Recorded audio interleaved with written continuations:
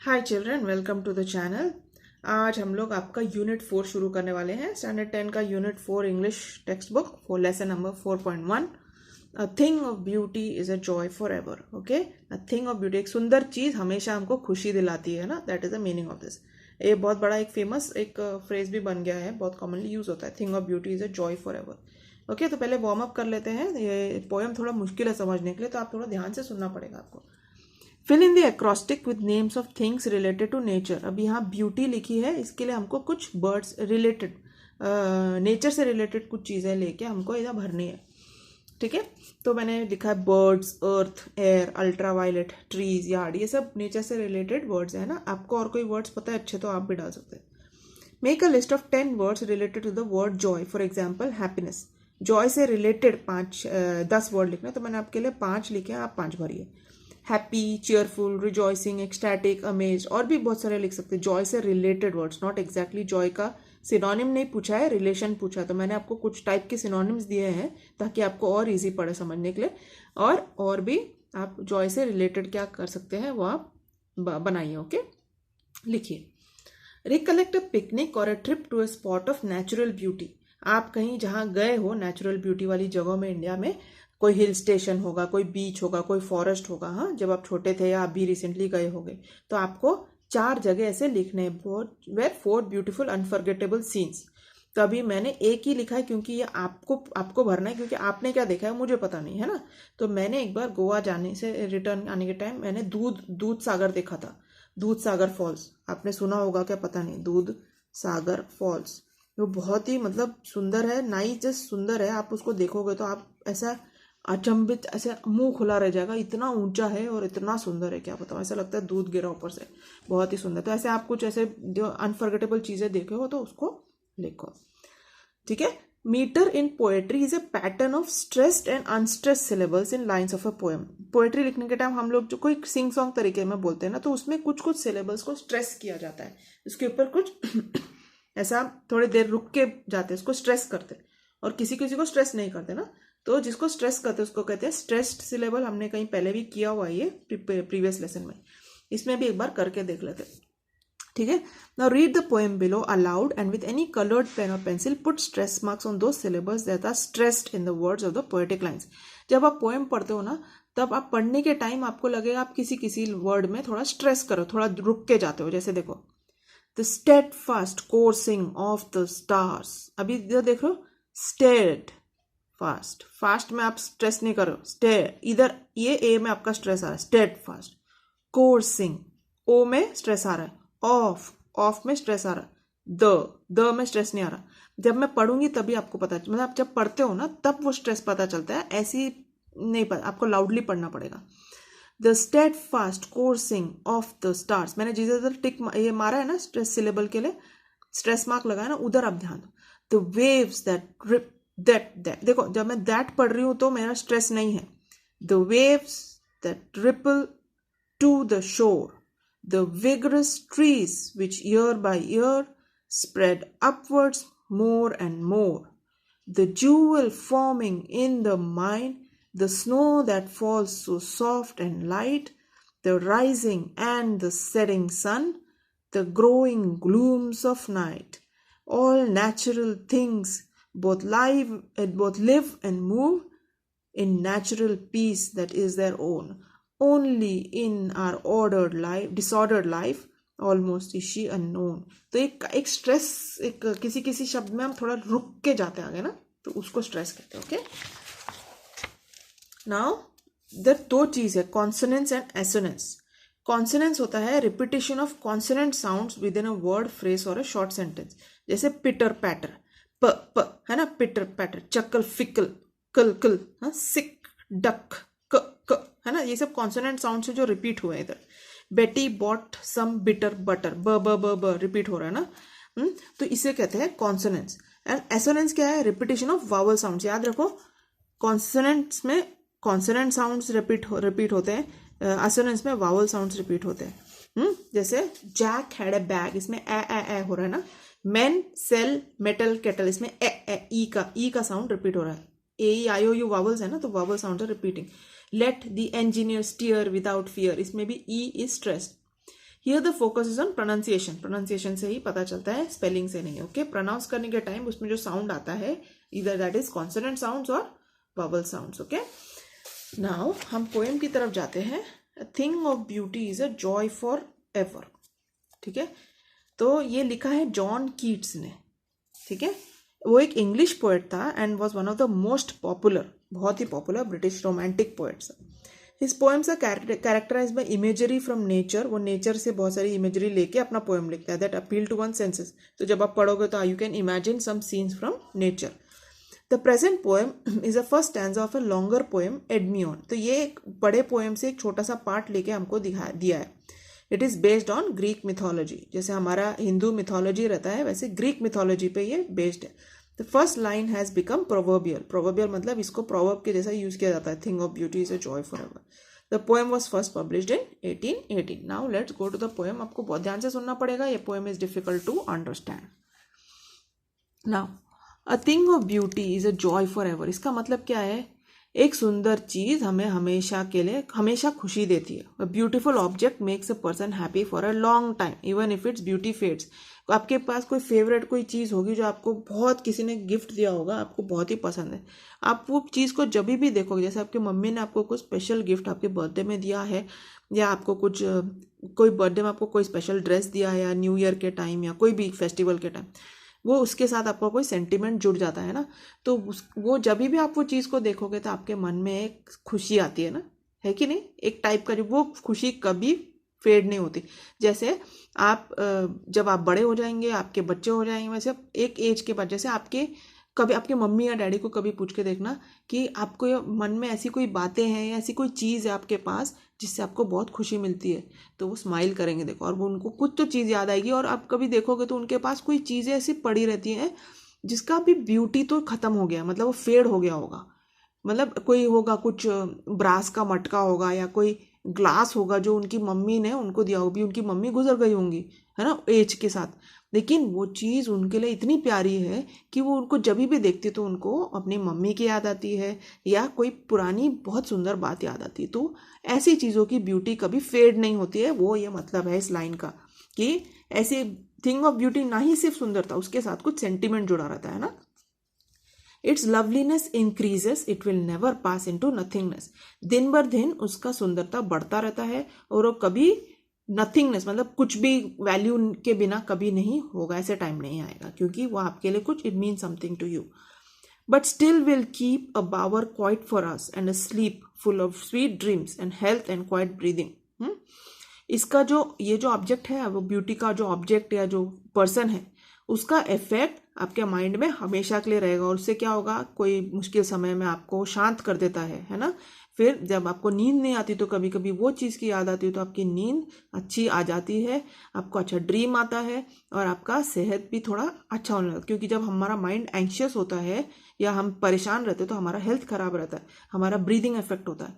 तो लेकिन जब एक ब्यूटीफुल चीज़ या ऑब्जेक्ट हमारे नज़र के सामने आ जाती है तो हमारा ये सब चीज़ भी इफेक्ट होता है, हमारा नींद अच्छा हो जाता है, हमारा हेल्थ बेटर हो जाता है, हमको मतलब शांत हो जाता है ना। So therefore on every morrow are we reading a flowery band to bind us to the earth, spite of despondence of the inhuman dearth of noble natures, of the gloomy days, of all the unhealthy and o'er-darkened ways made for our searching। अभी ध्यान से सुनो, थोड़ा मुश्किल poem है ये समझने के लिए, आपको बहुत ध्यान से सुनना पड़ेगा। देयरफॉर ऑन एवरी मॉरो, इसका मतलब क्या है? इस वजह से, क्योंकि ये एक सुंदर चीज़ हमें इतनी ऐसा कोई खुशी लाती है, इसकी वजह से हम क्या करते हैं, हर सुबह हम लोग क्या करते हैं, एक गार्लैंड जैसा बनाते हैं। असली गार्लैंड की बात नहीं कर रही हूँ, this garland is made up of beautiful things and thoughts, okay, जिसकी वजह से हम वी आर ग्राउंडेड, या हम लोग का दिमाग सही जगह में रहता है। ये जो स्पाइट ऑफ डिस्पॉन्डेंस का मतलब क्या है, इन स्पाइट ऑफ डिस्पेयर, मतलब डिस्पॉन्डेंस मतलब हम परेशान हो जाते हैं ना, मतलब एकदम अरे क्या होगा अभी, ये सब फीलिंग के बावजूद भी जो हमने दिन भर में जो डेली हम लोग जो अच्छी चीज़ों की जो गार्लैंड बनाते हैं वो हमको एक टाइप की खुशी देती है। किसके बावजूद? चाहे दुनिया में कोई भी प्रॉब्लम चल रहा होगा। और हमें ये भी पता है कि inhuman dearth of noble natures, मतलब हमारे दुनिया में अच्छे क्वालिटीज़ की बहुत ही ज़्यादा कमी है कि नहीं, लोग बहुत ही बुरे हैं। There are many wicked people. अभी हम जो वायरस, कोरोना वायरस देख रहे हैं, वो भी एक टाइप का एक वो नेचुरली हमारे ऊपर स्प्रेड नहीं हुआ है, वो बायो वॉर टाइप का एक चीज़ था। अब जाके डीप में जाओगे तो आपको पता चलेगा कि ये आदमी का काम है, ये जानबूझ के हमारे ऊपर स्प्रेड किया गया है। तो आप समझिए कि कितने बेकार लोग इस दुनिया में। तो डर्थ ऑफ नोबल नेचर्स मतलब अच्छी क्वालिटीज, अच्छे नेचर वाले लोगों की कमी है। डर्थ मतलब कमी या शॉर्टेज, ठीक है।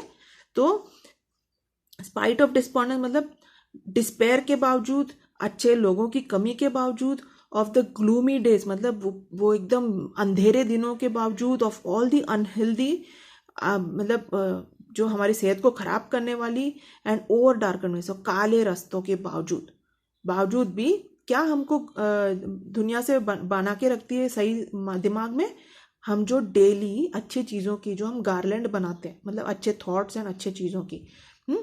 तो इसी वजह से जो अच्छी चीज़ें हमारे लाइफ में, उसकी वजह से ये सब बुरी चीज़ों के होने के बावजूद भी वी आर गोइंग ऑन, है ना, हम लोग अभी भी जिंदा है, अभी भी चल रहे हैं, है ना। तो इसका मतलब ये है कि एक सुंदर चीज़ हमारे माइंड को कैसे अफेक्ट करती है वो बताना की कोशिश कर रही है। तो दिन में अगर आपके लाइफ में कुछ प्रॉब्लम हुआ तो भी आप जब घर में वापस आओगे, मम्मी का स्माइल देखोगे, फिर आपके भाई और बहन आके आपको भैया भैया से कुछ प्यारी चीज़ें बोल देंगे, या फिर आपके साथ आपने कुछ पढ़ लिया, कोई परमेश्वर के बारे में पढ़ा, परमेश्वर ने आपको कोई ऐसा एक शांत एक दिमाग दे दी। ये सब जो चीज़ें हम अच्छी अच्छी जो चीज़ें दिन भर में करते हैं, उससे हम एक माला बनाते हैं, जिसकी वजह से we are bound to this, a flowery band to bind us to the earth, जिससे हम दुनिया में हम मतलब हम गिर नहीं जाते हैं डिस्पेयर में, परेशान होके हम टूट नहीं जाते हैं इस वजह से, ठीक है, ये ब्यूटीफुल चीज़ों की वजह से। और तकलीफ तो बहुत सारी चीज़ें हैं, बेकार लोग भी बहुत है इसके बाद, ठीक है। तो yes, in spite of all some shape of beauty moves away the pall from our dark spirits. हाँ, ये सब बुरी चीज़ों के बावजूद भी सम शेप ऑफ ब्यूटी मतलब कुछ तो सुंदर चीज़, किसी सुंदर चीज़ का मतलब लड़की या चीज़ ही नहीं है, इवन थॉट्स, इवन कुछ कुछ सेंटिमेंटल चीज़ें, कुछ कुछ जो आपके लाइफ में इंसिडेंसेस हुई हैं जो सुंदर चीज़ें हैं, है ना, उसकी वजह से it moves away the pall of dark spirits. जो हमारे ज़िंदगी में जो दुष्ट आत्माएं हमें तकलीफ देती रहती है, मतलब हमें हमेशा बुराई की तरफ खींचते रहती है, वो ये अच्छी चीज़ें उसको हटा देती है कि नहीं। तो such the sun, the moon, trees old and young, sprouting a shady boon for simple sheep, and such are daffodils with the green world they live in, and clear rills that for themselves a cooling covert make against the hot sun। यही similar चीज़ क्या होता है, ये सब के बावजूद ना, जो हमें ये जो अच्छी चीज़ें हमें बुरी चीज़ों से थोड़ा वो कर दे, मतलब हटा देती है बुरी भावनाएं हमारे अंदर से, वैसे ही सूरज और चांद भी, पेड़ पौधे भी, हाँ, वो क्या करते हैं, उनके ऊपर धूप तो बहुत गिरती है, लेकिन उनके नीचे जो शीप है, शीप इधर जो सिंपल शीप बोला है वो आदमी लोगों के बारे में बात किया है, तो वो एक इमेजरी है। जब आप देखोगे तो जब घास चरते हैं शीप एंड गोट, तो वो छांव वाली जगह में जाते हैं ना, तो कहाँ मिलती है उनको छांव, सन और मून से, पेड़ों के नीचे, है ना, वो शांत जगह में। People like sheep find relief in the comforts offered by nature. हम जब नेचर की तरफ जाते हैं तो हम देखते हैं कि कई कई जगह हम आराम से जाके बैठते हैं कुछ तक, तो हम ये सब सुंदर चीज़ें देख के हमारा मन काम हो जाता है ना। And such are daffodils with the green world they live in, जो एकदम जो डैफोडिल्स इतने सुंदर सुंदर जो फूल होते हैं, वो भी एकदम हरे भरे दुनिया में रहते हैं ना, हरी दुनिया है उनकी, उसमें ये सुंदर सुंदर फ्लावर्स अलग अलग कलर के उगते हैं। एंड क्लियर रिल्स मतलब स्ट्रीम्स, हाँ, स्ट्रीम्स या नदियाँ, that for themselves a cooling covert make against the hot sun. वो जो इतना गर्म धूप जो उन पे गिरता है, वो पानी से ठंडा भी होता रहता है ना। तो हर चीज़ के लिए कुछ तो है जिससे हम अपना, कुछ नेगेटिव चीज़ें होंगी हमारे लाइफ में, लेकिन पॉजिटिव करने के लिए भी बहुत कुछ चीज़ें हैं, है कि नहीं। We can not say that सिर्फ बुरी चीज़ें हैं, अच्छी चीज़ें भी है। तो हम किस चीज़ पे कॉन्सेंट्रेट करते हैं उसके हिसाब से हमारा बॉडी रिएक्ट करता है। तो जब हम बहुत ही डिस्पेयर या बहुत ही परेशान हो जाते हैं, तो उस टाइम में आप कुछ आपके लाइफ में कुछ अच्छी इंसिडेंसेस हुए तो उसके बारे में सोचो, तो आपका मन शांत हो जाता है कि नहीं। So that is a meaning. Rich with the sparkling the mid forest brake, या फर्न्स जो करते हैं ना, छोटे छोटे सुंदर सुंदर ऐसे जो ग्रीन कलर के ऐसे सुंदर सुंदर फर्न्स बोलते हैं ना उनको, ऐसे खड़े ऐसे बहुत सुंदर सुंदर एक पेड़ पौधा पौधा ग्रो होता है फॉरेस्ट में, हाँ। Rich with the sprinkling of fair musk rose blooms, उस पर भी कुछ कुछ सुंदर सुंदर फूल उगते हैं। And such too is the grandeur of the dooms, और ऐसे ही ग्रैंडियर ऑफ द डूम्स मतलब डूम मतलब जो जिसके आगे हमें कोई उम्मीद ही नहीं, मतलब सब खत्म होने, इधर लिखा है last day of existence known और डिस्प्लेड। डूम्स डे बोलते हैं ना बहुत, अरे दुनिया का अंत आने वाला वैसा। उसमें भी कुछ है, क्या है, ग्रैंडियर ऑफ द डूम, वो जो अरे दुनिया खत्म, वो जो ड्रेड आता है हमारे ऊपर, हाँ, वो we have imagined for the mighty dead those who died bravely for a cause. Who are the mighty dead? Dead तो सब लोग होते हैं, लेकिन माइटी डेड किसको कहते हैं? वो लोग जो कोई ब्रेव चीज के लिए मरे हैं, जैसे हमारे सोल्जर्स, है ना। All lovely tales that we have heard or read, उनके बारे में हम कहानियां सुनते हैं ना, उन्होंने क्या ब्रेवरी की है। What is that? An endless fountain of immortal drink, उससे हमें एक ताकत मिलती है कि ये देखो इन लोगों ने इतनी मुसीबत में भी अपनी जान दे दी, और वो मर तो गए लेकिन वो किस में अमर हो गए? इमॉर्टल मतलब अमर हो जाना, उनकी मेमोरीज में, वो जो उन्होंने जो की थी डीड्स की, उन्होंने जो कार्य किए थे, उससे उनका लाइफ मेमोरियलाइज हो गया, इमॉर्टल या तो अमर हो गया, है कि नहीं। तो ये कहाँ से हमारे ऊपर आता है? Pouring unto us from the haven spring, को ऐसे ही लिखा उसने कि ऐसा है जैसे कि ये सब चीजें हमें स्वर्ग के कोने से हमारे ऊपर गिर रही है ना। तो बेसिकली इसका मतलब है कि हर चीज में कुछ ना कुछ सुंदरता हम देख सकते हैं, लेकिन वो सुंदरता आपके ऊपर है कि आप कहाँ देख रहे हैं। अगर आप सिर्फ इफ़ यू डिसाइड दैट मेरे को सिर्फ नेगेटिव चीज़ पे कॉन्सेंट्रेट करना है, तो आप कभी खुश नहीं रहेंगे, ठीक है। लाइफ में अच्छी अच्छी चीज़ें भी है, अभी जैसे कुछ तकलीफ है आपकी फैमिली में, कोई बात नहीं, लेकिन आप ये भी तो सोचो, चलो आप सब चलो कोई एक बीमार है लेकिन बाकी तो सब ठीक है ना, तो आप बाकी सब दूसरों का देखभाल कर सकते हैं ना। परमेश्वर ने आपको 2 हाथ पैर दिए हैं, तो आप मम्मी को ठीक नहीं है तो आप मदद कर सकते हैं, है ना। अगर भाई बीमार है तो आप उसके लिए कुछ कर सकते हो, आप बीमार है तो इसके लिए थैंक यू गॉड करो कि आपके बाकी मेंबर्स ठीक है कि नहीं। तो सब चीज़ में ब्यूटी देखनी भी जरूरी है, और हर चीज़ जो हमारे लाइफ में होती है उससे हम कुछ, जैसे हमने देखा यहाँ पर जो धूप गिरती है पेड़ के ऊपर, लेकिन वही पेड़ उसके नीचे जो भेड़ बकरी है उसको छांव देती है कि नहीं। तो we should also be like that. Now nor do we merely feel this essences for 1 short hour। इसका मतलब क्या है? The effect of a beautiful thing और experience becomes a part of our life. जब हमारे लाइफ में कुछ अच्छी एक्सपीरियंस रहती है ना, तो वो हमेशा के लिए रहती है कि नहीं, हमेशा हम याद रखते हैं, है कि नहीं। वो फॉर तो 1 घंटे के लिए नहीं है, वो हमेशा हमारे साथ रहती है। No even as a trees that whisper round a temple become soon dear as a temple self. जैसे कोई मंदिर के आजू बाजू में जो पेड़ लगे रहते हैं, बाद थोड़े टाइम के बाद आप देखोगे तो आप जब वो मंदिर के बारे में कभी आपके मन में विचार आएगा, तो साथ साथ में वो पेड़ भी आपके विचार में आते हैं ना। It becomes a part of that. तो एक ब्यूटीफुल एक्सपीरियंस आपके लाइफ में भी ऐसी है, वो 1 घंटे के लिए नहीं है, वो ऐसा एक बार हो गया तो हमेशा it becomes a part of your life. So does the moon. The passion posy, glories infinite, haunt us till they become a cheering light. The moon never stops giving its light, है ना। Its beauty and the joy we receive from it becomes a part of our life till we die. moon तो हमेशा चमकती रहेगी, है कि नहीं, जब तक दुनिया है moon भी चमकेगी। तो moon है, हम उसको टेकन फॉर ग्रांटेड करते हैं, लेकिन उसका लाइट हमारे लिए बहुत इंपॉर्टेंट है कि नहीं, जिससे हमें एक क्या बोलते हैं, एक उम्मीद भी मिलती है ना, कि और वो it becomes a part of our life, है ना। मून को आप हटा सकते हो कि अपनी जिंदगी से, वैसे ही same is a thing of beauty.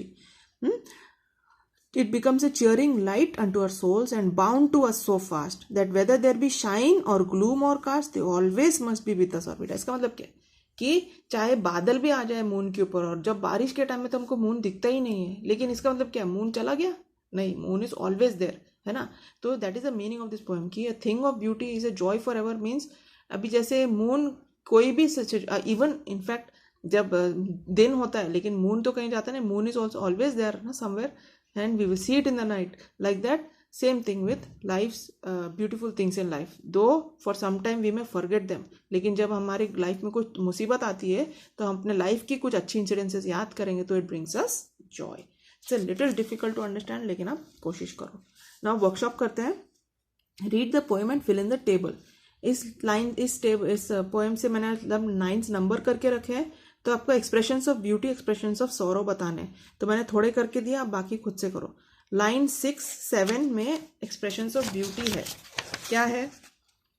Every morrow we are reading a flowery band to bind us to the earth, है ना। इट्स अ ब्यूटीफुल एक्सप्रेशन कि हम, वो बता रहा है कि हम जो अपने लाइफ के अच्छे एक्सपीरियंसेस है, हम एक गार्लैंड तैयार कर रहे हैं, एक माला तैयार कर रहे हैं फूलों का। Then line 15, for simple sheep and such are daffodils with the green world they live in. हम फूलों के बारे में सोचते हैं तो it gives us a beautiful picture, okay. Even simple sheep gives us a beautiful picture, clear rills give us a beautiful picture. तो ऐसे आप और निकालिए। फिर एक्सप्रेशंस ऑफ सॉरो के लिए भी 8, 9, 10 मैंने लिखा, हम एक बार देख लेते हैं, आप और भी निकालिए। Of noble natures, of gloomy days जब दुखी वाले दिन, of unhealthy over darken ways, तो spite of despondence and of the inhuman dearth of noble natures, of the gloomy days, of all the unhealthy and over darken ways, जो मैंने आपको explain किया था। It talks something of a sorrowful expression, okay. Now answer in your own words. What is the impact of a beautiful thing on us? एक beautiful चीज हमें कैसे impact करती है? Gives us joy, relieves us from gloom, gives us hope. इसको expand करो, okay. What does a thing of beauty keep in store for us? A quiet, peaceful sleep. Lines 4 and 5 में आप देखोगे. Who are the mighty dead? Why are they attributed with grandeur? The mighty dead are those who died bravely for a good cause. Their acts are not forgotten. Why are they attributed with grandeur? Their acts of courage give us strength to face life. How does the memory of a beautiful visual scene become a joy forever? It never fades away. How it becomes a joy forever? A beautiful thing never fades away but becomes a part of our life or soul till we die. Therefore, it becomes a visual scene of a, कोई भी, जैसे आपने कोई सुंदर सा एक scenery देख लिया तो हमेशा के लिए याद रहता है ना। जैसे मैंने कहा, मैंने वो वाटरफॉल देखा था, मुझे हमेशा के लिए वो याद रह गया। Now pick out and rewrite 5 lines that contain imagery. Imagery मतलब जिससे आपके मन में भी एक इमेज बनता है, ओके। तो मैंने 3 किया इधर। एक तो we are reading a flowery band, तो आपके मन में इमेज आता है ना कि आप एक फूल का एक माला बना रहे हो। वी आर सर्चिंग, हम किसी चीज को ढूंढ रहे हैं। पोरिंग अनटू अस, कोई चीज हमारे ऊपर उंडेला जा रहा है। Endless fountain of immortal drink, कुछ तो एक फाउंटेन है जिसमें कोई इमॉर्टल मतलब अमर एक जल है जो हमारे ऊपर हमेशा गिरता रहता है। तो this all creates imagery in our mind ना। तो और भी है, आप निकालो। Now choose the correct figure of speech that occurs in the following lines and justify a choice. Dash, but still we keep a bower quiet for us. But still we keep a bower quiet for us. ये आयनी भी नहीं आता है, simile नहीं आता है, आयनी भी नहीं आता, मेटाफोर आता है। इसके लिए एक और वर्ड है वो जो इधर मेंशन नहीं किया है, लेकिन इसको हम मेटाफोर कह सकते हैं। It is a kind of comparison, ठीक है। देखो आप ये लाइन में a bower quiet for us and a sleep. It is a kind of not exact comparison. It is a tentative comparison, ठीक है। What is a bower? A pleasant shady place under trees or climbing plants, ठीक है। तो जो एक इसमें क्या comparison किया है कि एक हमारा जो ब्यूटी वाली जो चीज़ हमारे लाइफ में जो हमें खुशी देती है, वो कैसी चीज़ है हमारे लिए? Like a bower. It is as a bower that keeps us quiet. एक शांत से छाँव वाली जगह है ना। It is like a refuge, जहाँ पर हम जाते हैं जब हम दुखी हो जाते हैं, तो कोई सुंदर चीज़ को याद करते हैं, तो वो कैसा होता है हमारे लिए? Like a bower quiet for us, ठीक है। तो it is a metaphor. Now some shape of beauty moves away the pall. इसमें एलिटरेशन है, देख रहे हैं, एस, उसका एलिटरेशन बोल सकते हैं। A thing of beauty is a joy for ever, ये है एपिग्राम। एपिग्राम क्या होता है? Expressing an idea in a clever way, कोई क्लेवर तरीके, मतलब बहुत होशियार तरीके से किसी चीज़ को डिस्क्राइब करना कहते हैं एपिग्राम, ठीक है। तो thing of beauty is a joy for ever, बहुत ही अच्छे तरीके से बोला कि हम सोचते रह जाएंगे ना। So it is an epigram. Trees old and young sprouting a shady boon for simple sheep, ये है पर्सोनिफिकेशन। सिंपल शीप, ये एक्चुअली पूरा लाइन देना चाहिए, तो ये आएगा trees old and young sprouting a shady boon, किसके लिए? For simple sheep. तो ये पर्सोनिफिकेशन है। इधर simple sheep is personified to be our people, okay. Trees old and young, even ये भी trees old and young भी characterizes people, बुढ़े या जवान लोग, है ना। तो trees से personify किया। Now from the poem Pick out words that we do not use often in modern times. They should match the meanings given below. Gift को boon. The next day, morrow. ये सब old English है. A protective spot, covert. A cool shady spot, bower. Ferns, break. Edge, brink. Depression, gloom. Cover for the dead, pall. Streams, rills. Poetry, poesy. तो ये सब old English के words हैं जो इस पोएम में यूज किए गए. उसके मीनिंग दिए, आपको वर्ड्स बताने थे. Now copy the first 8 lines and mark the stress syllables using a coloured pen. मैंने आपको वो आपके वार्मिंग अप एक्सरसाइज में एक स्ट्रेस करवा के दिखाया था. तो अभी आप ये पोएम के पहले 8 लाइन आपकी बुक में कॉपी करके आप भी स्ट्रेस करने की कोशिश कीजिए. Now read the poem and right the rhyme scheme of the following lines. Lines 1 to 8 का राइम स्कीम है AABBCCDD. आप ध्यान से देखिए, हमने राइम स्कीम्स बहुत बार कर लिया ऑलरेडी. अगर आपने नहीं किया तो पिछले लेसन्स में जाके एक बार देख लीजिए. फिर लाइन्स 25 to 33 जो लास्ट स्टैंजा है उसका है AABBCCDDEE एंड F. लास्ट जो लाइन है उसका कोई राइमिंग पार्टनर नहीं है. The number of stress syllables in this line. A thing of beauty is a joy for ever. For ever. इसमें ये 4 मेरे हिसाब से 4 स्ट्रेस हो रहा है. Does the poem retain A study rhythm through out. हाँ, थ्रू आउट एक स्टडी रिदम मेंटेन करता है. सिर्फ लास्ट में जाके एक सिंगल रिदम है, लेकिन वो कोई प्रॉब्लम नहीं. It's maintaining a study rhythm. Give 4 examples of each. Pick the lines from the poem. हमने कॉन्सोनेंट्स और एसोनेंट्स के बारे में पढ़ा था, तो मैंने आपको 3 कॉन्सोनेंट्स वाले बताए. लाइन 7 में कॉन्सोनेंट्स क्या है देख लेते हैं एक बार. मैं दोनों का एक एक एग्जाम्पल देती हूँ. A flowery band to bind us to the earth. हमने देखा था कि कॉन्सोनेंट्स क्या होता है, जो कॉन्सोनेंट साउंड्स बनाते हैं ना. बैंड, बाइंड है ना, ब जो साउंड, नॉट द स्पेलिंग के. Band to bind us to the earth, तो that is a consonant. Then line 9 of noble natures. इसमें भी न थोड़ा रिपीट हो रहा है ना. Noble natures, that is also kind of consonants. ठीक है. Then we have line 12. Then assonants के लिए लाइन 16 देखो. Assonance. With the green world they live in. The green world they live इन. इधर ये वावल साउंड्स रिपीट हो रहे हैं ना. लिव इन, तो ऐसे आपको ढूंढना है थोड़ा थोड़ा. लाइन 20 में भी देख रहे हैं assonance. Such too is the grandeur of the dooms. ठीक है. Such too is the grandeur of the dooms. Too ऊ साउंड रिपीट हो रहा है ना. तो ऐसे आपको एसोनेंस एंड कॉन्सोनेंट्स ढूंढना है. Okay. Now go through the poem again and write in your notebook an appreciation of the poem in the paragraph format. मैंने आपको नाइट ऑफ द स्कॉर्पियन में ऑलरेडी अप्रिसिएशन एक बार बना के दिखाया है. सेम पैटर्न फॉलो करके आप इसके लिए, ये पोएम के लिए भी एक अप्रिसिएशन खुद से लिखो. और ये आपका प्रोजेक्ट है, ये आप खुद से करो. ओके. इसके साथ ये लेसन खत्म होता है. ये लेसन आपको थोड़ा ध्यान से मीनिंग समझना पड़ेगा पहले पोएम का. ठीक है. तभी जाके आप प्रॉपरली, ये डिफिकल्ट पोएम है थोड़ा एक्चुअली. इसका जो वर्ड्स यूज किए हैं और जिस तरीके से लिखा है, it is not very easy to understand unless you are very good with poetry. Okay, so learn it carefully. Take care. God bless.